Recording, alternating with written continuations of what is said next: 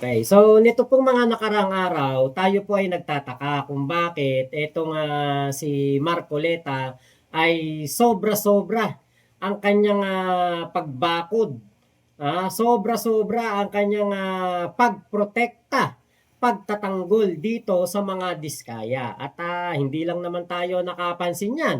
Kahit si Ping Lacson, 'di ba, napansin po 'yan sa Senate Blue Ribbon Committee hearing. Talagang, ano po 'yan, kumbaga hindi po 'yan sikreto na talagang binabakuran ni Marcoleta itong, mga diskaya. Aba, heto po pala ang dahilan. Kaya pala, 'di ba? Mapapasabi tayo ng kaya pala gano'n na lang ang, sobrang sigasig nitong si Marcoleta para po maproteksyonan ang mga diskaya ay dahil po dito. Nabisto ang koneksyon ng asawa ni Senador Rodante Marcoleta sa insurance company ng mag-asawang Curly at Sara Diskaya, ang naturang insurance agency, kabilang pa sa top 10 insurance company sa bansa. Narito ang Agenda Weekend Report ni Hannity.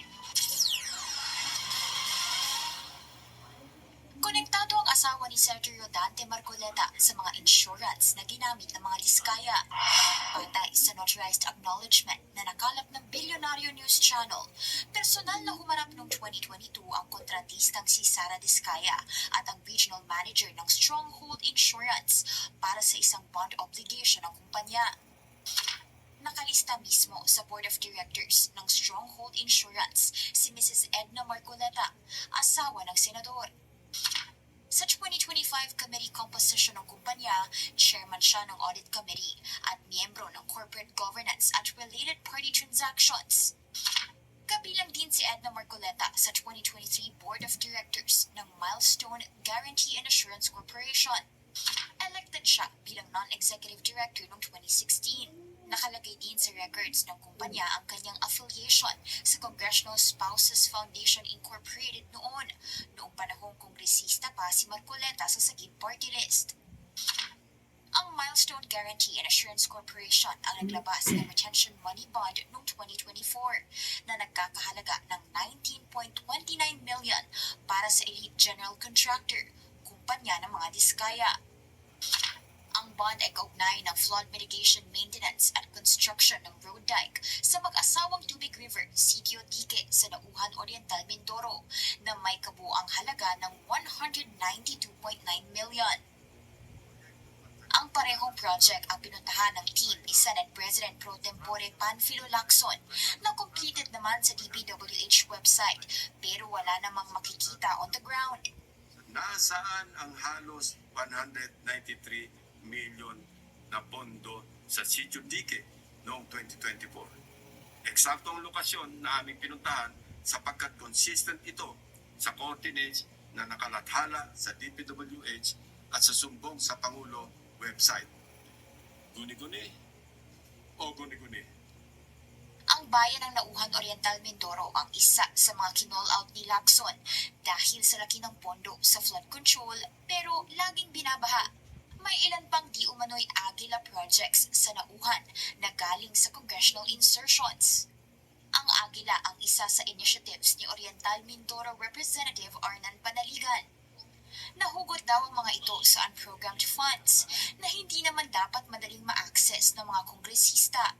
Kung saan may multimillion projects, dumadapo ang Agila. Pero lubog pa rin sa baha ang nadadapuan ng Agila. Una nang itinanggi ni Panaligan ang involvement sa mga implementasyon sa maanumalyang proyekto sa lalawigan.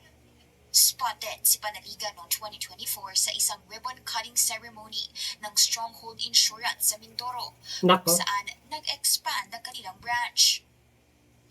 Matatanda ang nagtalo na noon sina Lacson at Marcoleta hinggil sa Diskaya couple na iminungkahi ni Marcoleta na isa ilalim sa Witness Protection Program. Hindi ito pinirmahan ng DOJ at ng Senate President. Why are you so protected? Why are you so protected? I am not protecting them. Mabuti sinabi mo yan, Mr. Chair. Pwede ba natin i-record ito? Sa kasalukuyan, no comment si Senador Marcoleta sa tanong kung may conflict No of comment. interest ba sa involvement ng kanyang asawa. Sa ngayon, revoked na ang lisensya ng mga kumpanya ng Discayas. Protected witnesses sila at under evaluation ang paghiling na maging state witnesses. Para sa Agenda Weekend, Nako. Hannah Tia, Billionaire News. O, di ba? Nasagot na yung bakit sobrang protective ni Marco Beta sa mga diskaya. Nasagot na po ang mga katanungan sa isip natin, bakit kaya ganun? Kung protektahan ni Marco Betts ang mga diskaya, di ba dapat ang kanyang pinoprotektahan ay kapakanan ng taong bayan, ang budget ng taong bayan, ang pera ng taong bayan na ginagastos sa mga proyekto na panggobyerno. Di ba? Yan dapat ang pinoprotektahan ng isang Marcoleta. Pero, di ba, ang pinoprotektahan ni Simang, walang iba kung hindi ang mga diskaya. Interest lamang ng mga diskaya ang kanyang gusto na maproteksyonan. Kaya pala ayaw ni Marcolets na ipabalik ang mga nakaw na yaman ng mga diskaya. Nakakadismaya. Di ba? Kaya pala, nasagot na po yung mga katanungan natin. Kaya pala ayaw ni Marcoleta yung sinasabing restitution. Kasi kapag ibinalik ang mga kaperahan ng mga diskaya, abay pwedeng ma-impluensyahan, maapektuhan yung insurance ng kanyang asawa. Diba? Yan na yun. Conflict of interest talaga to. Buti na lang magaling ang bilyonaryo. Actually, hindi nga to nababalita sa ABS-CBN, GMA, News 5. Hindi po. Bilyonaryo ang unang naglabas nito. Diba? Kitang-kita naman talaga sa kinikilos ni Toilet Pug. Ate Letreya, hello po, Karuba TV. Ayan. Bless Sunday. Ayan, po. Bless Sunday, Ate Bergie. Diba? Imagine niyo po yung ganyang galawan ni Marcolets. Kaya pala takang-taka tayo kay Marcoleta. Bakit kaya sobrang protektado kay Diskaya? Bakit kaya sobrang proteksyon sa interest ng mga Diskaya? Kung tutusin, yung kagustuhan ni Tito Soto, ni Ping Lacson, o kahit ni Boying Remulla, na pagsasauli ng mga pera na na-acquire ng mga Diskaya, tama lamang. Illegal po yun na-acquire. Bakit? Sasali sila sa bidding. Ngayon, pagsali nila sa bidding, magbabayad sila. Magbibigay sila ng pera doon sa kongresista o senador o kung sino mang politiko ang magpapaproject. Tapos, kapag sila'y nagbigay ng advance ng pera, sila na ang gagawa ng proyekto. O di illegal yun. Diba? Illegal nila na-acquire yung pera. Bakit? Isa pa dyan. O kunwari, 100 million na proyekto, 30% kay senator. Di 30 million, kunwari, bibigay kay senator. Ngayon, yung proyekto na nagkakalaga ng 100 milyon, gagawin na lang nilang 70 million. O pwede ba na wala silang kita? Siyempre, yung 70 million, titipirin pa nila yan. Baka bumaba pa ng bumaba. Baka nga kahit kalahati pa. Baka 35 million na lang ang maging halaga ng proyekto na yon. Kaya substandard. Walang bakal, manipis ang bakal, mahina ang malabnaw, lusaw, ang timplada ng semento. Yung binabaon na bakal sa mga river wall, sa halip na 12 meters, 3 meters na lang ang ibabaon. Kaya lahat ng gawa, sabi nga ni Bryce Hernandez, lahat ng proyekto sa First District ng Bulacan, substandard. Maraming gawa ang First District, maraming gawa Diskaya dyan sa First District ng Bulacan. 'Di ba? Kaya po hindi na tayo nagtataka ngayon, 'di ba? Maganda ito, naliwanagan na tayo kung bakit protektado ng mga nitong si Marcoleta ang mga diskaya. Alam na natin ang dahilan. 'Di ba? Hindi tayo nanghuhula kasi nung una merong inilabas na issue itong si Montulfo, sabi ni Montulfo, meron daw senador na humihingi ng 1 billion para maipasok itong mga diskaya sa Witness Protection Program. Nagkasundo daw sa 120 million. Hindi natin alam kung sino yung senador na yan. Pero ngayon, dito sa ginagawa ni Marcoleta, nung inilabas po itong balita ng bilyonaryo, kumpirmado na natin. Alam na natin ngayon. Kaya pala, si Marcoleta, todo ang kanyang pagprotekta dito sa mga diskaya dahil sa asawa pala niya, sa kumpanya pala ng, kumbaga, tauhan ng insurance company na yan, yung Stronghold. Etong pamilya Diskaya, kliyente. Diba? Nakaka-mute sa tao ang limpak-limpak na salapi. Nakakabingi, oo nga po. Noemi Iwamoto, hello po. Emerick Albert Lorejo, Amarles, ayan, good evening po, good idol watching from Mayon, Daraga Albay. Hello po, Ate Letreyes, hello, Ate Bergie, ayan, overpriced, Ate Bergie, nahiya pa nga nilagyan ng manipis na bakal, kung hindi nabuking, baka walis tingting ang ilagay sa susunod, o kaya baka kawayan ang ilagay. Kapal ng mukha ni Marcoleta kung hindi siya mag-inhibit sa BRC hearing. Yun nga po. Hello na lang sa mga buhaya, sabi ni Kenneth Buer. Ayan, shoutout po. At Christian Salayon, shoutout po. Ayan, hello po. Di ba? Tayo, dito po sa usapin ng korupsyon, dito sa ating bansa, lahat tayo gusto natin makulong ang mga kurakot.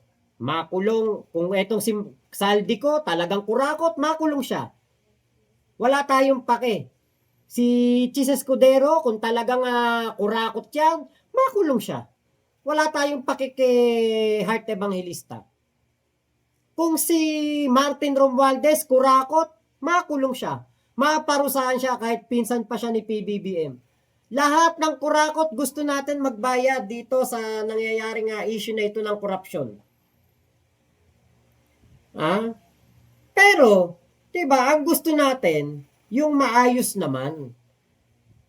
Hindi Duterte style na magbibintang sa kagagawa ng ebidensya, mapapakulong yung tao, at after 7 years, mapapatunayan na wala palang kasalanan. Ayaw natin ng ganun, Duterte style. Ang gusto natin, kung talagang itong si Martin Romualdez, Zaldico, kahit itong si Chis Escudero, ay talagang kurakot, talagang sangkot sa korupsyon. Magbayad sila, pero hindi gagamit ng pagprotekta sa mga diskaya, hindi gagamit ng mga Orly Gutesa, etong si Marcoleta. Diba? Yan ang ayaw natin. Kasi, kapag tayo'y tumulad sa ginawa ni Digong noon na tinuro, hinuli, saka gumawa ng ebidensya, tapos nagurgur yung tao, tapos lilipas ang ilang taon, saka mapapatunayan, wala palang kasalanan. Duterte style, hindi tayo pwede sa ganun. Tapos na ang pamamahala ni Digong. Tapos na ang mga iskalawag style na pamumuno. Tapos na ang Oplan Tokhang. Dito tayo sa batas. Yung naayon sa konstitusyon ang gawin natin na paghuli, pagpapakulong sa mga kurakot. Kaya itong mag-asawang Diskaya, di ba, nalaman natin sa abogado mismo ng mga Diskaya, kaya pala sila hindi nila isinama ang mga korupsyon, mga kurakot, mga namomorsyento noong panahon na si Digong ang presidente kasi ang plano netong si Marco Beta proteksyonan si Digong. Politikahin ang Blue Ribbon Committee hearing. Yun pala yun. Di ba? Alam na natin ngayon. Kaya pala.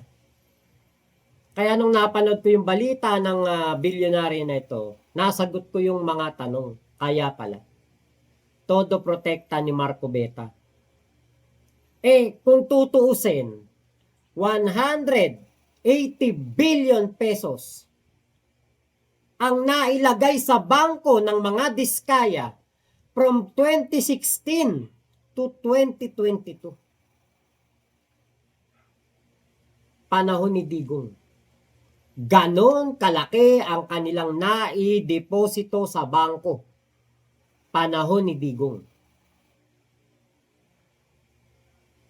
Tapos parang sila, para mga nakalimot, para mga tanga dun sa Senado na hindi alam ang korupsyon ng panahon ni Digong. Dahil yan sa plano ni Marcoleta na linisin si Digong at ang idiin lang sa korupsyon ay etong gobyerno ni Pangulong Bongbong Marcos. Yun pala yun. Kaya lang, pasensya ka na, Marco Bets. Manong Simangot, pasensya ka na. Magagaling na media ngayon. Sila nang nakakahukay ng mga bahong tinatago ninyo. Mas magaling pa mag-imbestiga sa'yo. Marco Beta. Diba? Ayan o. Ate Virgie Letreyes, at least medyo makapal ang walis ting-ting. Baka ang gawin dyan, buhok na lang eh. Ate Letreyes, Marco Beta and gangmates, target nila Zaldi Romualdez to PBBM. Walang iba. Tama po. Diba? Kaya nga, pati yung pagde-deliver daw doon sa Aguado Street, malapit sa Malacanang. Ano naman, palapit na ng palapit. Galing ng BGC. Valle Verde, papunta na nga dito sa Forbes Park, hanggang doon na sa may Aguado Street sa may Malacanang. Susunod na niya, nag-deliver na yan sa Malacanang ng pera. Mali-maleta. Ganun na yun. Doon na papunta yun. PBBM na tutumbukin. Blackthorn 2001, kaya pala todo tanggol tong si Marcoleta sa Diskaya. Kasosyo pala ng mga Diskaya ang asawa niya, Kapalmox. Yun nga. Diba? Ate Letreya, shoutout. Ate Channel Paris, Blackthorn, dapat yang si Marcoleta mag-inhibit sa flood control hearing. Sana nga, kung may hiya. J8, muling nagwagi ang Double Cards, panalo sina Senator Tito Soto. Oo, totoo yan. Kaya lang out topic eh. Okay, Maribel, ayan, hello po, Ate Virgie.